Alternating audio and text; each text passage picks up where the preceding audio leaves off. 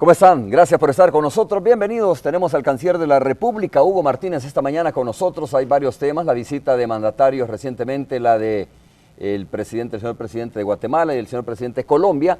Son dos de los aspectos relevantes de los últimos días. Vamos a conversar con el canciller de la República respecto al contenido de la agenda, ¿no?, que ha tenido la visita de estos dos presidentes aquí a nuestro país. Hay otros temas, por ejemplo, sobre el tema de la crisis de los cubanos, que ya no es crisis, sino que ya está resuelta, pero es importante preguntarle al canciller cómo terminó esta situación. Entiendo que ahora, ante el cierre de la frontera con Costa Rica, pues están buscando vía Panamá. Vamos a preguntarle también sobre ese tema, pero sobre todo el fortalecimiento de las relaciones internacionales con los demás países. Canciller, bienvenido. Muchas gracias por estar con nosotros, un gusto. Muchas gracias, muy buenos días, es un gusto compartir con ustedes. Canciller, comencemos hablando sobre este tema del fortalecimiento. Siempre decimos, bueno, hacia dónde se va abriendo el horizonte, ¿no?, de la relación de El Salvador con los demás países, con los países del mundo. Háblanos un poco sobre esto, sobre la recomposición que se está haciendo, pero sobre todo también, más que la recomposición, ¿qué países están en el radar de El Salvador en la apertura de relaciones diplomáticas? Bueno, como país tenemos tres apuestas fundamentales en la consolidación y ampliación de nuestras relaciones. La primera, por supuesto, es trabajar con nuestros socios históricos, como Estados Unidos, la Unión Europea, países asiáticos. La segunda es trabajar con países que sí existían relaciones diplomáticas formalmente, pero que en la práctica no habían sido muy dinámicas. En ese grupo podemos incluir a Australia, Rusia, en donde abrimos embajadas, a los países nórdicos, por ejemplo. Y hay un tercer grupo de países con los que no existían relaciones y que para nosotros es importante ampliar ese abanico de relaciones hacia ese tercer grupo. Y ahí estamos, bueno, como sabes, restablecimos relaciones con Cuba. En aquel momento alguna gente era muy escéptica y como pudimos ver más adelante, Estados Unidos lo ha hecho. Ha habido una visita del presidente Obama a Cuba, pero también hicimos relaciones con otros países de Asia como Vietnam. Estamos abriendo relaciones con varios países de África, que era el continente que no habíamos entrado lo suficiente. Y precisamente para consolidar esas relaciones voy a realizar una visita oficial, por ejemplo, a Marruecos en finales de este mes, que nos va a permitir también ir consolidando esas relaciones con el continente africano. Por supuesto que ahí hay un terreno bastante virgen donde trabajar porque existían pocas relaciones con los países africanos, pero esa es una apuesta en este periodo. Canciller, ¿y sobre la base de qué se van ampliando estas relaciones? Bueno, nosotros, ¿qué buscamos con esas relaciones? Buscamos relaciones comerciales, mayor comercio e inversión entre los países. Buscamos cooperación financiera no reembolsable, cooperación técnica, científica, pero también cooperación sur-sur, porque recordemos que algunos de esos países no tienen, digamos, los recursos que pudieran tener algunos de los países que nos brindan cooperación financiera reembolsable. Y un aspecto fundamental que generalmente no se suele ver en la superficie de las relaciones son las alianzas. Por ejemplo, con los países africanos podemos ser aliados en los temas de cambio climático, de financiamiento al desarrollo, de candidaturas al seno de Naciones Unidas, y eso en un contexto global es muy importante. No es casual, por ejemplo, que cuando fuimos electos para el Consejo de Derechos Humanos de Naciones Unidas, tuvimos el apoyo mayoritario de los países miembros de Naciones Unidas. Incluso fuimos el país que alcanzó la mayor votación, y eso dice de las buenas relaciones, del entramado de buenas relaciones que tenemos con diferentes países del mundo. En esto no tiene que ver nada el tema de ideológico, canciller, nada que ver. No, nosotros nos planteamos desde un inicio como piedra fundamental de nuestras relaciones diplomáticas es una política exterior abierta al mundo y sin ataduras ideológicas. De manera pues que nosotros tenemos relaciones con gobiernos y países, y gobiernos de diferentes símbolos ideológicos, por ejemplo. Canciller, esto se ha traducido en ayuda internacional, como usted dijo, reembolsable y no reembolsable. ¿Tiene datos más o menos sobre de cuánto a cuánto asciende la ayuda que ha sido posible conseguir con estos países? Mire, ya con la cooperación, con ¿no? ese giro de la política exterior, en el quinquenio pasado logramos afianzar más de 1.300 millones de cooperación financiera no reembolsables, o sea, donaciones. Eso fue una cifra récord en comparación con los periodos anteriores, pero ya en este periodo, que apenas llevamos menos de 2 años, hemos logrado afianzar una cifra similar que en el quinquenio anterior. Es decir, que hemos sido más ágiles en gestionar la cooperación, tenemos más compromisos de cooperación y por lo tanto tenemos un resultado muy positivo, que es una cifra récord histórica que ha superado la misma gestión que hicimos en el quinquenio anterior en solamente 2 años que llevamos de trabajo en el gobierno del presidente Sánchez Serén. Claro, como usted lo dijo recientemente, se abrió relaciones con Cuba y más recientemente lo hizo ya Estados Unidos. Sí. ¿Esto en qué abona, ¿no? Para la gobernabilidad, para el fortalecimiento de la democracia a nivel de Latinoamérica? La verdad que las relaciones, el distensionamiento de las relaciones entre Estados Unidos y Cuba y el carril en que se han colocado las relaciones a este momento, no solo beneficia a los ciudadanos y a los gobiernos de Cuba y Estados Unidos, sino también a Latinoamérica, porque había una suerte de polarización en torno a esa relación tensa entre los Estados Unidos y Cuba. Creo que la decisión del presidente Obama ha sido una decisión sabia. Como podemos ver, ya hay un gran acercamiento, no necesariamente solo entre los gobiernos, sino entre los pueblos.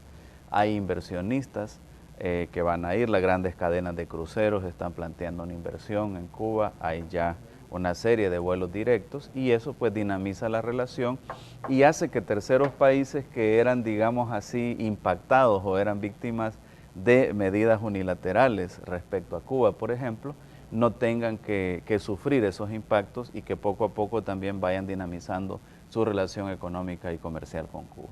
Me llama la atención específicamente la apertura de relaciones con Rusia. Cualquiera podría decir, bueno, primero por la distancia, ¿no? Pero segundo, ¿qué tipo de acuerdo, convenio, cooperación buscamos con Rusia?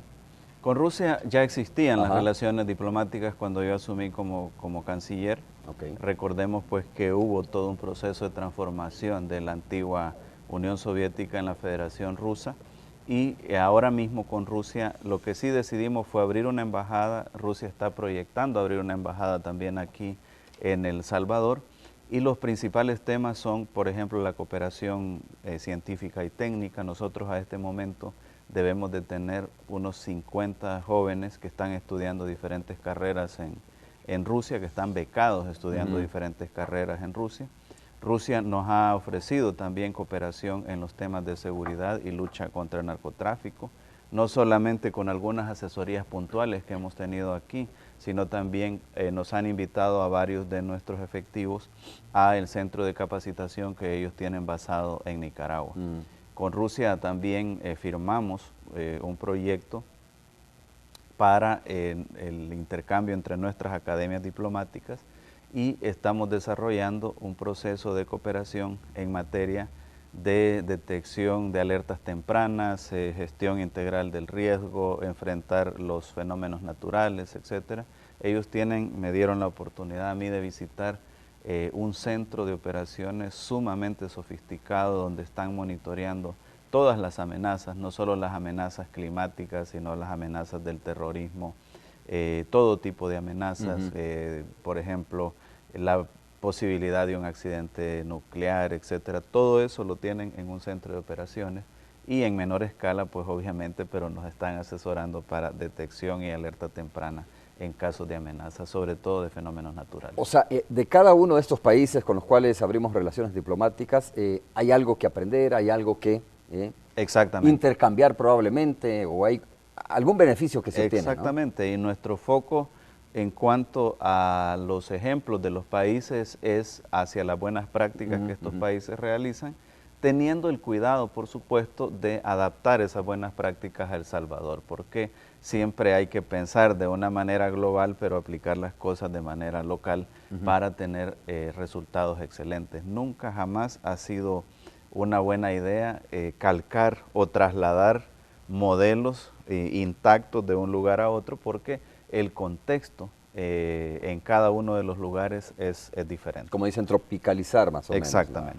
Bueno, para cerrar este capítulo, canciller, hablemos un poco sobre el socio principal, que para nadie es un secreto que se trata de los Estados Unidos. A pesar de la apertura, ¿no?, de esta diversidad de relaciones que está abriendo El Salvador con distintos países, incluyendo, como usted decía, Rusia en este momento, bueno, y otros países como Marruecos, Estados Unidos sigue siendo el socio principal, uno de los socios principales, y es Estados Unidos un país con el cual mantenemos una relación muy franca, muy sincera, muy sólida, diría yo. Y en este marco también vamos a hablar un poco sobre la venida de la nueva embajadora, que por cierto ya está en nuestro país y ha sido acreditada formalmente, ¿no? Sí, pues con Estados Unidos tenemos una relación histórica, una relación, yo diría, muy cordial, de respeto mutuo, pero de mucho apoyo, de mucha solidaridad. Y la característica de la relación, por lo menos desde que yo soy canciller, ha sido un diálogo franco. Hemos dicho siempre que vamos a estar de acuerdo en la mayoría de cosas, habrá cosas en las que no estaremos de acuerdo. Que son pocas. Pero sí, que son las menos, pero que sí tenemos la actitud de dialogar y de buscar solución, incluso en esas pocas cosas en las que no podríamos estar de acuerdo. Ahora mismo estamos con Estados Unidos con grandes proyectos estratégicos. El Salvador es solo uno de los 4 miembros de la Socio para el Crecimiento que se lanzó por parte del presidente Obama. Es el único país en todo el continente americano que es miembro de la Socio para el Crecimiento. Y el Socio para el Crecimiento es como un paraguas donde se engloban una serie de medidas para el crecimiento, para el desarrollo, etc. Dentro de eso estamos ejecutando Fomilenio 2 y más recientemente hemos pasado a formar parte de la Alianza para la Prosperidad en el Triángulo Norte, que nos permite también acceder a una cantidad de recursos que Estados Unidos, el Congreso de Estados Unidos, a solicitud del presidente Obama, aprobó para cooperar con los países del Triángulo Norte. Entonces, hay, aparte de eso, todos los programas específicos de la AID que se están ejecutando en el terreno. Algunos programas se han alineado con nuestra estrategia de seguridad. ¿Es el principal socio, canciller, es el principal cooperante en este momento? Yo diría que sí, en términos generales Estados Unidos es prácticamente el principal cooperante, aunque muy de cerca hay otros países europeos, por ejemplo. España es un cooperante muy importante, bilateralmente hablando, y la ventaja con Europa es que tenemos una cooperación bilateral, pero también una cooperación regional. Bueno, y a eso nos une el tema de la cantidad de salvadoreños que hay residiendo en los Estados Unidos. Sí, claro. Que Cancillería está haciendo un trabajo bien de cerca, supongo. Claro que sí, con Estados Unidos tenemos ese diálogo permanente sobre el tema migratorio. Nuestra apuesta fundamental sigue siendo que haya una reforma migratoria integral, pero mientras esa reforma migratoria integral no se dé, vamos a apostarle a medidas parciales como el TPS. Por cierto, ya estamos solicitando una nueva prórroga del TPS que vence en septiembre, pero que ya desde este momento se tienen que hacer las gestiones, se tiene que abrir un proceso de reinscripción para garantizar que unos 200.000 salvadoreños sigan siendo beneficiados con esta medida temporal. ¿Cuántos hay? ¿200.000 sin TPS en este momento? Por lo menos es el dato que se tiene. Hay 200.000 registrados en TPS. La cantidad va a fluctuar, hay un porcentaje de gente que pierde el estatus, uno porque gana un mejor estatus, eso es positivo, y otro porque pierden el estatus debido a delitos, a cosas que se van acumulando, que ya no les permiten optar a este beneficio. Generalmente, canciller, la política de los Estados Unidos, o sea, cuando hay cambio de administración, digamos, pues se evidencia más hacia el exterior, ¿no? La política exterior, pero en el caso de El Salvador no ha sido traumático estos cambios, ¿no? Cuando ha habido cambio de administración ha sido quizás la misma dinámica, la misma relación con el gobierno de El Salvador. Sí, nuestras relaciones son institucionales. Mucha gente me pregunta qué va a pasar con las elecciones en Estados Unidos. Pues nosotros le apostamos a que las relaciones sigan siendo tan buenas como lo son ahora mismo.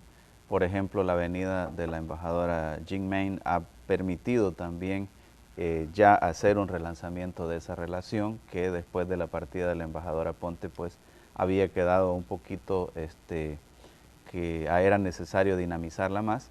Y ahora me preguntan, bueno, ¿qué va a pasar con las elecciones en Estados Unidos? Yo digo, las relaciones van a seguir igual, cada gobernante le pone un sello personal, pero en términos generales las relaciones institucionales son muy, muy similares. Claro, y además, obviamente, El Salvador es respetuoso de los resultados de las elecciones en los Estados Unidos, ¿no? Exactamente. Y ellos tienen todo el derecho, digamos, de decidir cuál va a ser su destino realmente y la relación con el resto de países. Lo que sí es importante, y esto pues es claro que lo tienen que tomar en cuenta nuestros compatriotas en Estados Unidos, es que ellos que los que ya están registrados, que ya están documentados, que algunos son ciudadanos norteamericanos, pueden no solamente ejercer el voto en los Estados Unidos, sino participar activamente en las campañas políticas, y yo creo que eso es clave para que se vaya decidiendo un futuro en favor de las comunidades latinas y particularmente salvadoreñas. Estamos viendo imágenes, canciller, precisamente sobre este tema, que es un tema histórico, un tema que nos afecta a todos de alguna manera, y estoy hablando de los migrantes. Sí.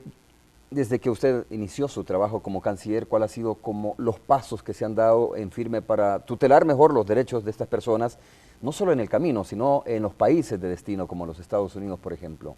Bueno, ¿Qué se ha hecho más recientemente para ayudarle a estas personas? Desde el punto de vista estructural, una de las primeras cosas que hicimos fue crear una dirección de derechos humanos para tutelar los derechos humanos de nuestros compatriotas.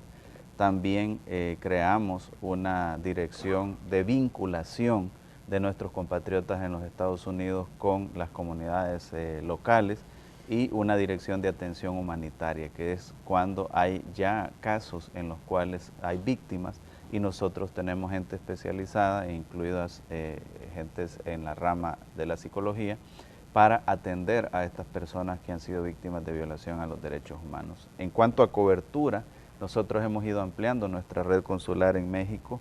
Hemos abierto unas 6 agencias consulares, sobre todo en el sur de México y en la ruta del Atlántico, pero ahora tenemos proyectado abrir 2 agencias consulares más en la ruta del Pacífico, porque los flujos migratorios están volviendo a la ruta del Pacífico. Y en cuanto a la atención en los Estados Unidos, pues nuestra red consular da mucha asesoría a los compatriotas, y también estamos garantizando una oficina jurídica que permita evacuar consultas sobre problemas corrientes que tienen nuestros compatriotas en Estados Unidos. Muy bien, vamos a hacer la pausa. Cuando regresemos hablamos de la visita de los presidentes Jimmy Morales y el de Colombia, Juan Manuel Santos, que estuvo aquí también en el país recientemente. Y vamos a hablar un poco sobre, canciller, esto que creo que es una preocupación para todos los países centroamericanos, las amenazas que puede tener la democracia, ¿no? Y desde ahí viene, por ejemplo, la falta de recursos incluso, crimen organizado, el desplazamiento de personas. Hay muchos inmigrantes que se están moviendo en la zona, ¿verdad? Lógicamente son inmigrantes que están buscando un mejor futuro, pero entre ellos también puede haber movimientos de personas del mismo crimen organizado, ¿no? Que de alguna manera representan una amenaza para las democracias de los países. Una pausa, regresamos.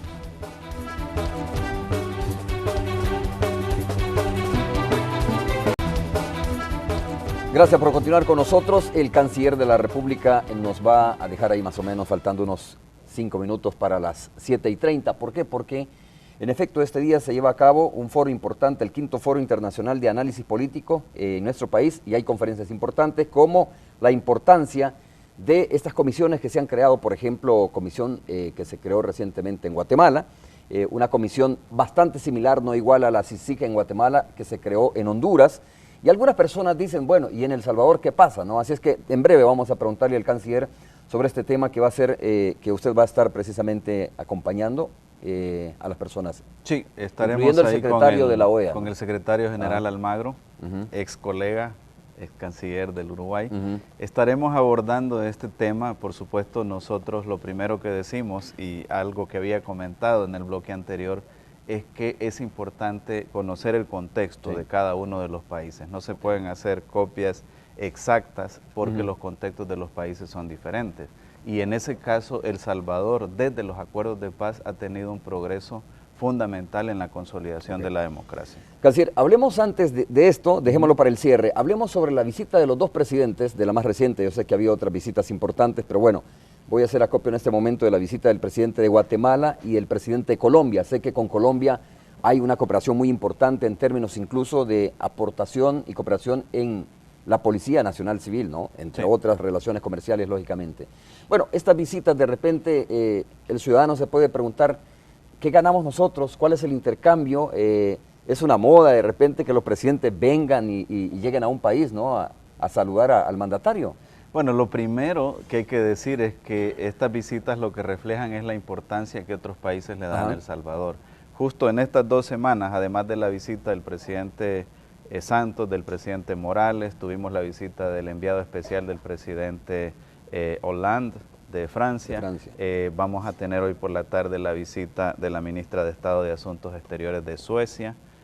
Tenemos la visita del secretario general Almagro, así que tenemos un par de semanas bastante intensas y hablando rápidamente en el caso de Colombia, ahí el foco de la visita en primer lugar fue el tema económico y comercial. Todos sabemos que Colombia tiene inversiones importantísimas aquí en el país, en los campos del turismo, en los campos financieros, en los campos de la generación, de la distribución eléctrica. Y aviación también. Aviación, aeronáutica, y también hay inversión salvadoreña en Colombia. Pero lo importante aquí es que el presidente Santos trajo a un grupo de empresarios, algunos de los cuales ya están invirtiendo, pero otros que tienen interés de invertir aquí en el país.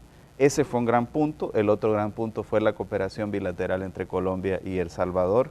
Ahí resaltaron la cooperación que Colombia va a dar en seguridad y la cooperación que El Salvador va a dar en materia de el proceso de paz colombiano. Hemos sido invitados por Naciones Unidas para dar cooperación en materia del proceso de paz colombiano, considerando la experiencia que hemos tenido nosotros en la consolidación del proceso de paz en El Salvador. De manera pues que fue una visita muy interesante, donde hubo mucha sinergia también entre el presidente Santos y el presidente Sánchez Serén.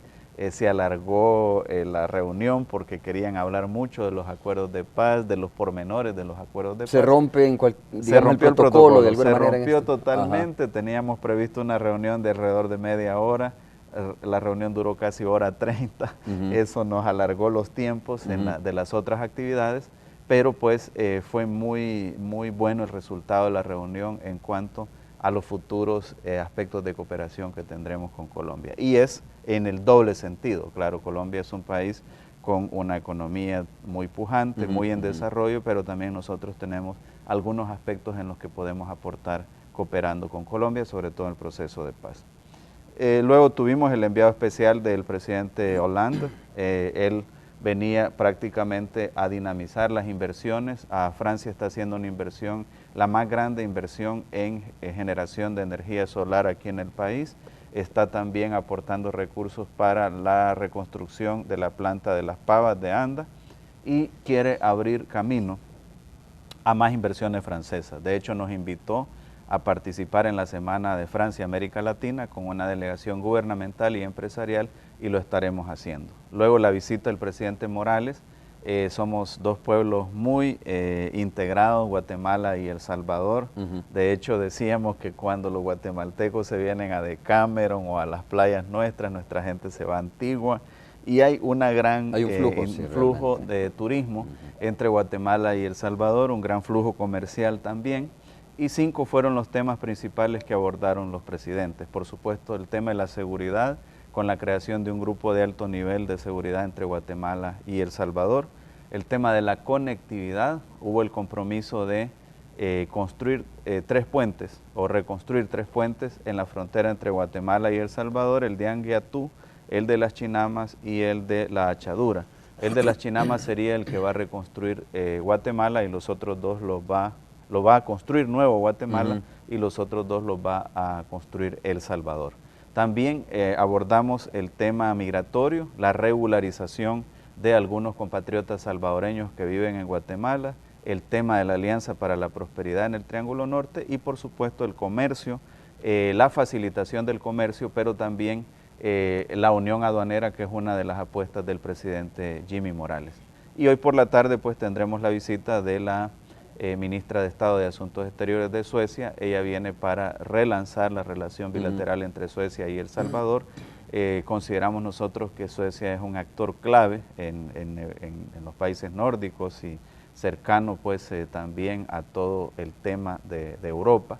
Por lo tanto, vamos a tomar algunas decisiones con la ministra para el futuro de las relaciones bilaterales entre El Salvador y Suecia. Canciller, ¿y cómo se lee esto? ¿Cuál es el fondo de todo esto? ¿No? Porque, a ver, para preguntarlo más francamente, pues usted habrá escuchado, yo he escuchado, mis amigos televidentes habrán escuchado también, sobre cómo muchas veces se ha criticado el rumbo que lleva el país, sobre la situación del país, sobre la falta de confianza, pero cuando viene un presidente de Colombia, por ejemplo, con toda la inversión económica que tiene Colombia aquí en el país y lo que significa en términos de cooperación cuando se da la visita de una alta funcionaria de Suecia, cuando viene el presidente de Guatemala, etcétera, ¿no? Todo, ¿se endosa un respaldo al rumbo que lleva el país o no lo interpretan ustedes de esa manera? Pues una confianza en el país, en el rumbo que lleva, en sus autoridades, porque estos presidentes no solo vienen a una visita protocolaria, vienen a amarrar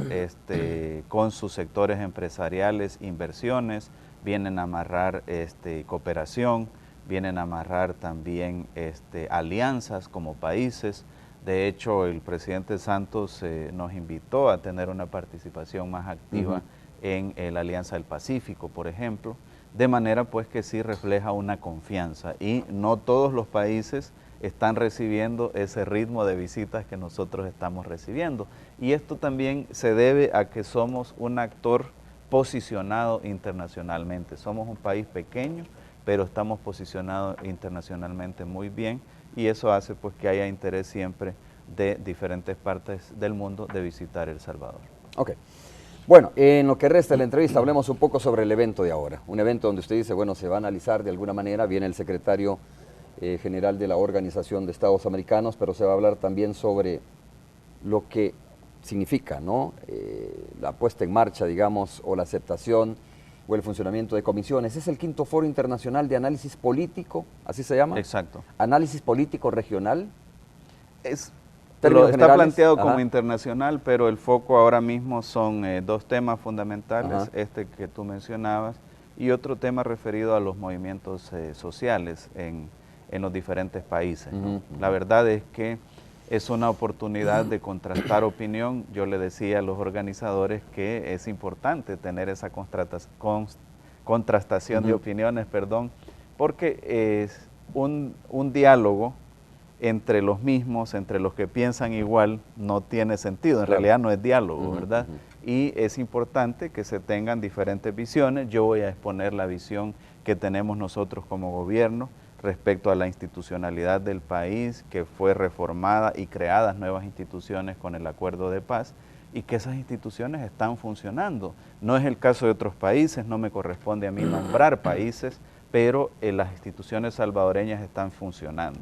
Tenemos una Corte Suprema de Justicia que incluso ha habido polémica, ¿verdad?, con otros órganos de Estado, pero lo más importante es que los otros órganos de Estado al final han acatado lo que ha dicho la Corte Suprema de Justicia. Tenemos una Fiscalía que está siendo proactiva, que está proponiendo iniciativas de reforma de ley para perseguir no solo a las pandillas, sino al crimen organizado en general. Tenemos una sección de probidad de la Corte Suprema de Justicia que está haciendo un trabajo extraordinario en la transparencia y la lucha contra la corrupción. Tenemos el Instituto de Acceso a la Información, que también está haciendo un trabajo extraordinario, el Tribunal de Ética. Todas estas instituciones que existen y funcionan en El Salvador, en algunos países ni siquiera existen y en otros países no funcionan.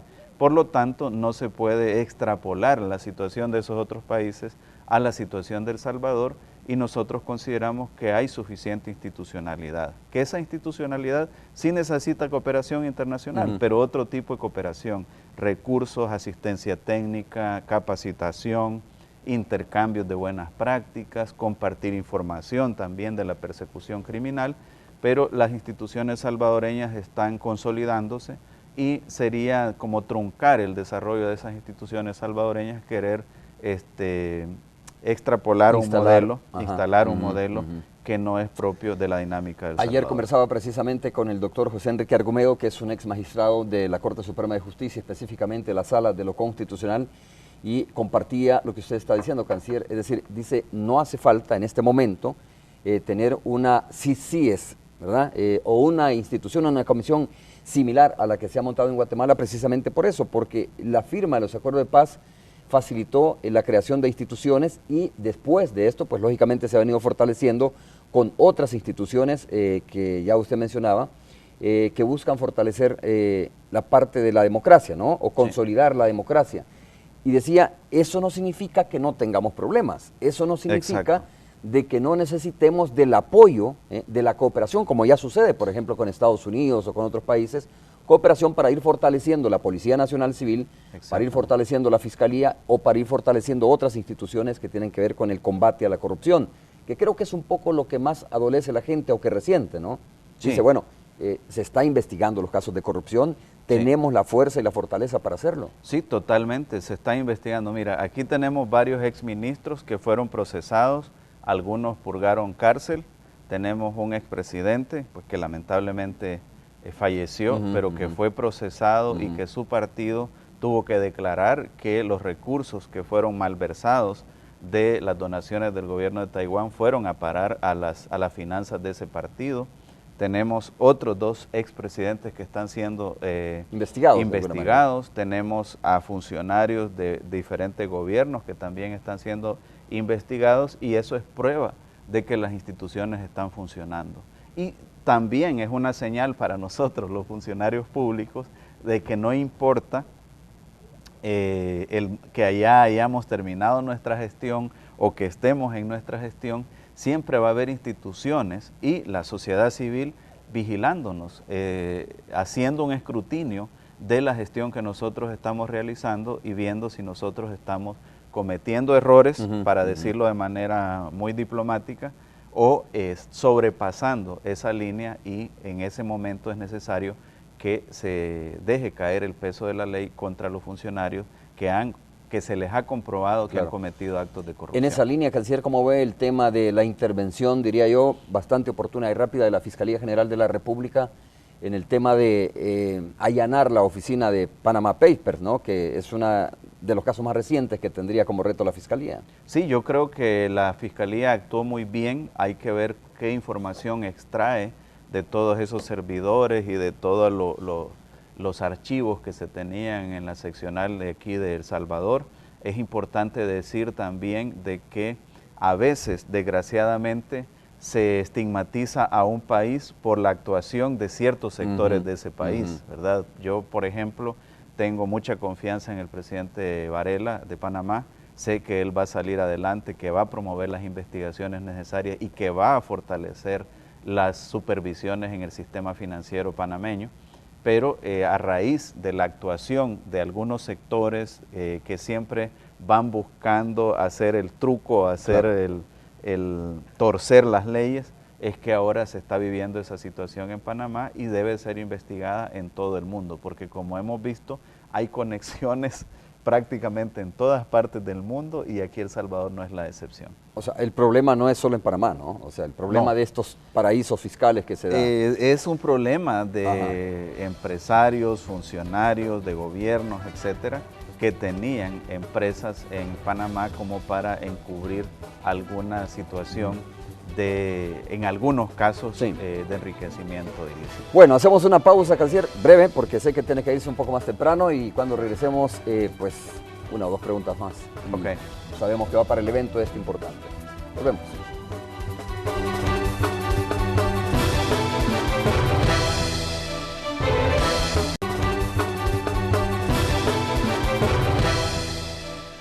Muy bien, 2 preguntas rápidas. Una, el canciller me lo estaba diciendo un poco en la pausa. Suiza ha anunciado, después de esto de Panamá, ha anunciado precisamente, me decía, de que va a eliminar el secreto bancario. A partir del 1 de enero de 2018. El mundo está cambiando y cada vez nos aproximamos a escenarios de mayor transparencia y eso es bueno. Presión muchas veces de la ciudadanía, además también de las investigaciones periodísticas que son importantes. Canciller, cierro con esto. Volviendo al tema de la famosa instalación de comisiones en otros países, algunos salvadoreños creen que El Salvador se siente o está siendo presionado para instalar unas CICIES aquí en el país. No, en absoluto. Nosotros no hemos tenido ninguna petición formal de ningún organismo internacional, ni mucho menos de ningún gobierno. Siempre algunos medios quizás han querido estirar a ciertas declaraciones que a lo más que han llegado es que El Salvador tiene derecho a decidir cómo va a llevar sus asuntos. No es un tema de agenda entre el gobierno de los Estados Unidos y el gobierno de El Salvador. En absoluto. El tema de las comisiones no es un tema de agenda. Es un tema de agenda, sí, por mutuo compromiso la transparencia y la lucha contra la corrupción. Por ejemplo, nosotros, antes de que Estados Unidos nos lo plantearan, creamos un grupo consultivo de la Alianza para la Prosperidad en el Triángulo Norte. Pues lo creamos en conjunto con Estados Unidos y estábamos pensando lo mismo. Y ese grupo consultivo ahora está sirviendo de ejemplo para Guatemala, está sirviendo de ejemplo para Honduras, que es la mejor manera de supervisar la ejecución de los recursos que Estados Unidos va a dar en la Alianza para la Prosperidad en el Triángulo Norte. Pero bajo ninguna circunstancia y en ningún momento, ningún gobierno ni ningún organismo internacional nos ha pedido, mucho menos exigido, que creemos una comisión internacional contra la impunidad. Bueno, canciller, muchas gracias por haber estado con nosotros. Un gusto haber conversado con usted esta mañana. Es un gusto y gracias a los amigos y amigas que nos sintonizaron. Muy bien, a ustedes también gracias por habernos sintonizado. Nos vemos el día de mañana, miércoles ya. Vamos a estar con ustedes a las 6:30. Es todo. Buenos días. Come